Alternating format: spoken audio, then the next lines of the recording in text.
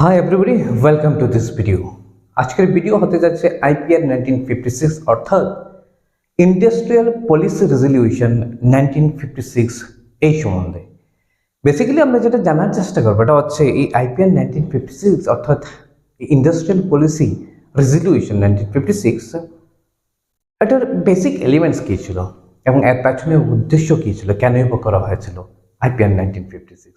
চলো তাহলে দেখে নিই তাড়াতাড়ি করে। দেখো, IPR 1956 মানে হচ্ছে ইন্ডাস্ট্রিয়াল পলিসি রেজলিউশন 1956। বোঝাই যাচ্ছে যে এটা 1956-এ করা হয়েছিল। তাহলে এটাকে আমরা বলতে পারি তাহলে অবশ্যই এটা সেকেন্ড 5 ইয়ার প্ল্যানে এটাকে ইমপ্লিমেন্ট করা হয়েছিল। আমরা জানি আমাদের যে 5 ইয়ার্স প্ল্যান কার্যকরী হয়েছিল 1951 থেকে, তাহলে যেহেতু 51 থেকে 56 পর্যন্ত ছিল 5 years plan, so you can definitely say that IPR 96 basically laid the foundation of the second 5-year plan. অর্থাৎ IPR 1956 এ যেই যে ডিক্লারেশনগুলি ছিল এগুলোর ইমপ্লিমেন্টেশন আমরা দেখতে পেয়েছি সেকেন্ড 5-year প্ল্যান। এবার এই 1956 IPR যেটা ছিল এটা basically the declaration of the government. Okay, এটা অ্যাকচুয়ালি একটা গভর্নমেন্টের ডিক্লারেশন ছিল। কিসের ক্ষেত্রে ডিক্লারেশন?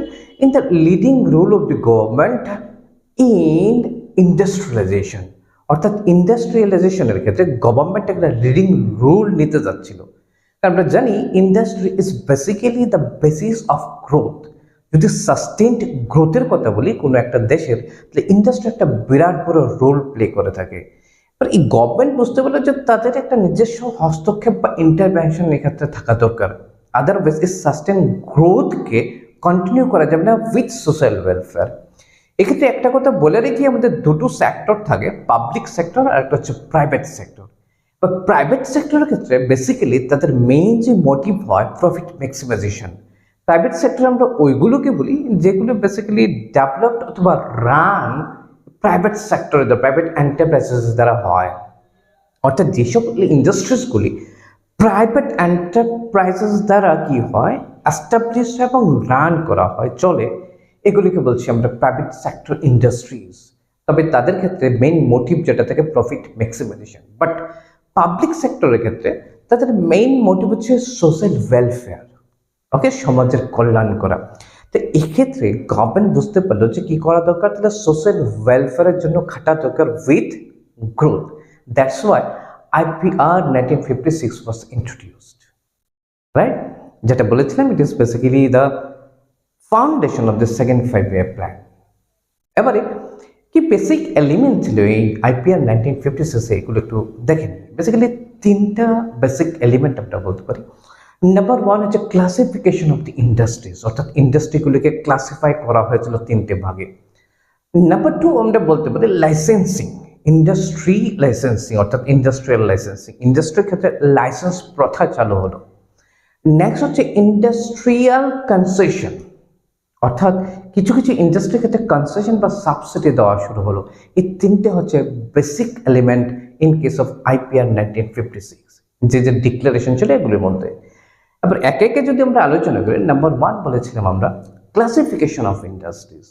এই ক্লাসিফিকেশন অফ ইন্ডাস্ট্রির ক্ষেত্রে কি করা হয়েছিল, বেসিক্যালি তিনটা ভাগে ইন্ডাস্ট্রিকে ভাগ করা হয়েছিল। নাম্বার ওয়ান হচ্ছে private sector industry, number two হচ্ছে পাবলিক সেক্টর ইন্ডাস্ট্রি, আর একটা হচ্ছে মিক্সড, অর্থাৎ প্রাইভেট এবং পাবলিক দুজনই এক্ষেত্রে কি করতে পারবে, হস্তক্ষেপ করতে পারবে, রাইট? প্রাইভেট সেক্টর ইন্ডাস্ট্রি প্রচুর রয়েছে। আমরা জানি যে ইন্ডাস্ট্রিজগুলি সাধারণত প্রাইভেট ইন্ডিভিজুয়াল দ্বারা এস্টাবলিশ এবং রানও করে, এগুলো হচ্ছে প্রাইভেট ইন্ডাস্ট্রিজ। এক্ষেত্রে তাদের সম্পূর্ণ কি থাকবে, হস্তক্ষেপ থাকবে। They will govern it, they will run it এবং দে উইল এস্টাবলিশ দিস। অর্থাৎ প্রাইভেট সেক্টর ইন্ডাস্ট্রিগুলোর ক্ষেত্রে তাহলে কি থাকছে না, গভর্নমেন্টের তেমন কোনো হস্তক্ষেপ থাকছে না, শুধু রেগুলেটরি ব্যাপার ছাড়া, অর্থাৎ অ্যাডমিনিস্ট্রেটিভ ব্যাপার ছাড়া তাদের আর কোনো হস্তক্ষেপ থাকছে না। নাম্বার টু আমরা বললাম পাবলিক সেক্টর ইন্ডাস্ট্রি, অর্থাৎ যে ইন্ডাস্ট্রিগুলো পাবলিক সেক্টর এন্টারপ্রাইজ অর্থাৎ গভর্নমেন্ট দ্বারাই এস্টাবলিশ হবে এবং গভর্নমেন্ট দ্বারাই কি হবে, রান হবে, এগুলোকে বলা হচ্ছে public sector industry. For example আমরা বলতে পারি ডিফেন্স, অ্যাটমিক এনার্জি, নেক্সট আমরা বলতে পারি রেলওয়েজ, এগুলি পাবলিক সেক্টর ইন্ডাস্ট্রি। আর আরেকটা হচ্ছে দুদিক থেকেই কি থাকবে, কন্ট্রিবিউশন থাকবে। তবে যদিও প্রাইভেট এবং পাবলিক দুটোটাই এক্ষেত্রে হস্তক্ষেপ করতে পারবে, but the primary rule will be of the government sector. অর্থাৎ গভর্নমেন্ট সেক্টরের মূলত মেইন কি থাকবে, হস্তক্ষেপ থাকবে। এখানে private sector secondary role play করবে। এক্ষেত্রে আমরা বলতে পারি মাইনিং ইন্ডাস্ট্রির কথা, আর তারপর ফার্টিলাইজার ইন্ডাস্ট্রির কথা। এগুলো প্রাইভেট এবং পাবলিক দুটো ক্ষেত্রদারি কি হবে, কন্ট্রোল হবে এবং রান হবে। তবে প্রাইমারি রোল কার থাকছে তাহলে, গভর্নমেন্ট সেক্টরের। এই যে মূলত তিনটা সেক্টর। রাইট, নেক্সট যেটা বলেছিলাম লাইসেন্সিং, অর্থাৎ লাইসেন্সিং প্রথা আবার চালু হলো। লাইসেন্সিং প্রথার ক্ষেত্রে কি রাখা হয়েছে, বেসিক্যালি মেইন মোটু যেটা ছিল এটা হচ্ছে যে ব্যাকওয়ার্ড রিজিয়ন রয়েছে ইন্ডিয়ার ক্ষেত্রে, ব্যাকওয়ার্ড রিজিয়নে যাতে ইন্ডাস্ট্রিগুলোকে ডেভেলপ করা যায়, অর্থাৎ একটা রিজিওনাল ইকুয়ালিটি আনা, এ হচ্ছে মূল উদ্দেশ্য। যেমন কিছু ক্ষেত্রে দেখা যায় সাধারণত এন্টারপ্রেনিউর অর্থাৎ প্রাইভেট ইন্ডিভিজুয়াল যারা রয়েছে তারা অবশ্যই ওই ক্ষেত্রে ইনভেস্টমেন্ট করতে চাইবে, ওই ইন্ডাস্ট্রির ক্ষেত্রে যেগুলো ডেভেলপড এরিয়াতে রয়েছে, অর্থাৎ মার্কেটও বড় পাবে। এই জন্য বিশেষ কারণে অর্থাৎ প্রফিট ম্যাক্সিমাইজ করতে তাদের সুবিধা হবে, ফলে ওই সকল ক্ষেত্রে তারা যাবে আরও বিভিন্ন ফ্যাসিলিটি থাকার ফলে। বাট এক্ষেত্রে লাইসেন্সিং প্রথা চালু করা হয়েছে এই জন্য যাতে করে ব্যাকওয়ার্ড প্লেসগুলোতেও ইন্ডাস্ট্রি কী করা যায়, ডেভেলপ করা যায়। একটা নির্দিষ্ট পরিমাণের বেশি ওই ডেভেলপড এরিয়াতে কী দেওয়া হবে না, লাইসেন্স দেওয়া হবে না। মেইন মোটো হচ্ছে রিজিওনাল ইকুয়ালিটি আনা, এবং এই ক্ষেত্রে কিছু প্রভিশনও রাখা হয়েছে। কিছু ক্ষেত্রে কনসেশন অথবা কি দেওয়া হবে, তাদেরকে সাবসিডিও দেওয়া হবে। এটা হচ্ছে নেক্সট তৃতীয় যেটা এলিমেন্ট বললাম, ইন্ডাস্ট্রিয়াল কনসেশন। ইন্ডাস্ট্রিয়াল কনসেশন মানে হচ্ছে ওই যে বললাম যে ব্যাকওয়ার্ড এরিয়াতে ইন্ডাস্ট্রি করার ফলে যারা এই যে ইন্ডিভিজুয়াল অর্থাৎ প্রাইভেট ইন্ডিভিজুয়ালরা ইন্ডাস্ট্রি করবে তাদের ক্ষেত্রে কনসেশনের ব্যবস্থা রাখা হয়েছে। দু ক্ষেত্রে রাখা হয়েছে। নাম্বার ওয়ান হচ্ছে ট্যাক্স হলিডে, অর্থাৎ নির্দিষ্ট কিছু ক্ষেত্রে নির্দিষ্ট কিছু দ্রব্যের ক্ষেত্রে ট্যাক্স ফ্রি করা হবে। নাম্বার টু হচ্ছে পাওয়ার সাপ্লাই সাবসিডি। একটা ইন্ডাস্ট্রি করতে গেলে ডেফিনেটলি এনার্জি বা পাওয়ারের দরকার হবে, ওই পাওয়ার সাপ্লাইয়ের ক্ষেত্রে কিছুটা সাবসিডি দেওয়া হবে যদি ব্যাকওয়ার্ড রিজিয়নে ইন্ডাস্ট্রি তৈরি করা হয়। মেইন মোটো হচ্ছে অ্যাগেন সেম থিং, অর্থাৎ রিজিওনাল ইকুয়ালিটি আনা। তবে এর আগে মাঝখানে যেটা বলেছিলাম যে লাইসেন্সিং অথবা লাইসেন্স প্রথা চালু করা, এই ক্ষেত্রে কিন্তু একটা জিনিস খেয়াল রাখা দরকার, লাইসেন্স শুধুমাত্র ইন্ডাস্ট্রি দেওয়ার ক্ষেত্রে নয়, নতুন একটা এন্টারপ্রাইজ এস্টাবলিশ করার ক্ষেত্রেই শুধুমাত্র লাইসেন্স লাগবে এমন নয়।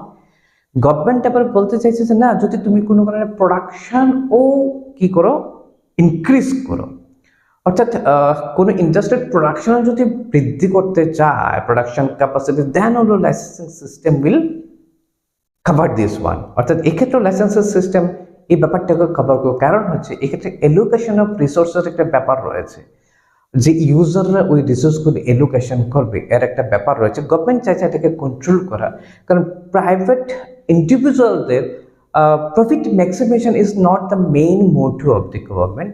গভর্নমেন্ট চাইছে, এর আগে আমি বলেছিলাম, গ্রোথ উইথ সোশ্যাল জাস্টিস ও সোশ্যাল ওয়েলফেয়ার। সো এটা যদি করতে চায়, লাইসেন্স সিস্টেম দুই ক্ষেত্রে রয়েছে, নতুন ইন্ডাস্ট্রি গড়ার ক্ষেত্রে, একই সাথে এক্সিস্টিং যে ইন্ডাস্ট্রিজগুলো রয়েছে এতে প্রোডাকশন বৃদ্ধির ক্ষেত্রেও। তো এই হচ্ছে basic elements of this IPR 1956।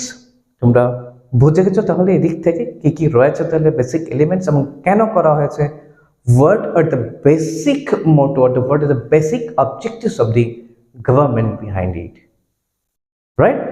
I think we have got you. So thank you very much for watching this video and keep watching the other videos to always. And please, who are new in this video, please subscribe and press on the bell icon so that you can get the notification first.